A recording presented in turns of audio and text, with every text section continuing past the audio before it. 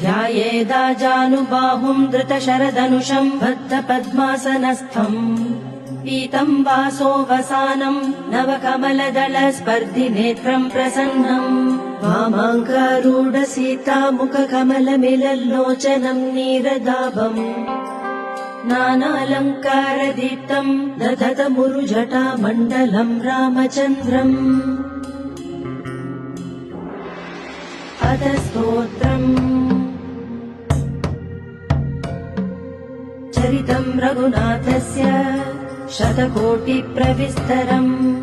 एकैकमक्षरम् पुंसाम् महापातकनाशनम् ध्यात्वा नीलोत्पलश्यामम् रामम् राजीवलोचनम् जानकी लक्ष्मणोपेतम् जटामुकुटमण्डितम् सासीतूणधनुर्बाण पाणिम् नक्ताञ्च